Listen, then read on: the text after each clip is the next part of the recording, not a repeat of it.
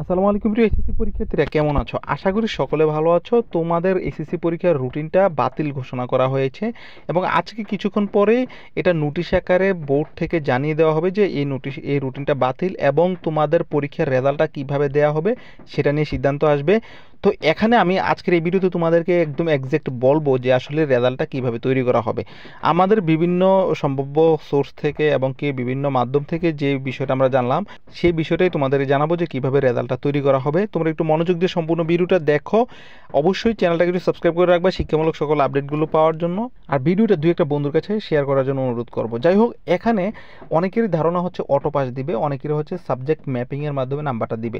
অনেকে সাবজেক্ট ম্যাপিংটা আসলে কি সেটা বুঝে না, সেটাও তোমাদেরকে বুঝাবো, এবং অটো পাসটা কি সেটাও কিন্তু অনেকে বুঝে না। ঠিক আছে, গোলমাল পাকিয়ে ফেলে।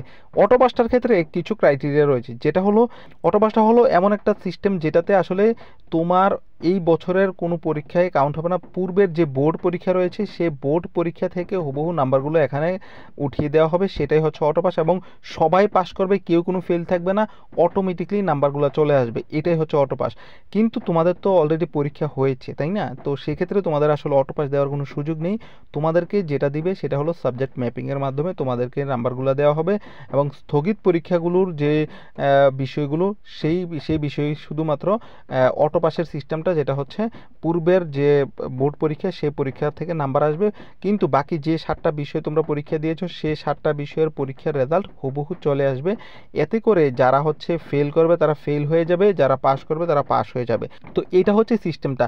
তবে এখানে একটা বিষয় হচ্ছে যে অনেকগুলো সাবজেক্টের হচ্ছে মিল হচ্ছে এসএসসির সাথে পাওয়া যাবে না।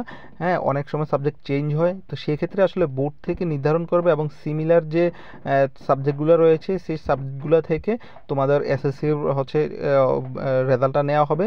বাকি সাবজেক্টগুলো যদি সিমিলার না পাওয়া যায় সেক্ষেত্রে বোর্ড নির্ধারণ করবে যে কোন সাবজেক্টের জন্য কোন সাবজেক্টের থেকে নাম্বার নেওয়া হবে। ঠিক আছে, এটা এর আগেও করা হয়েছে, এবারও করা হবে ইনশাল্লাহ।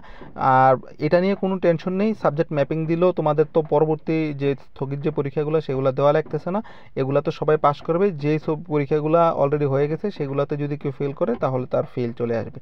এটাই, যাই হোক, এইভাবে হচ্ছে রেজাল্টটা তৈরি করা হবে। আশা করি তোমরা সম্পূর্ণ বিষয়টা বুঝেছো। অনেকেই টেনশনে ছিল যে আসলে ভাই রেজাল্টটা কীভাবে তৈরি করা হবে, জানতে চেয়েছ।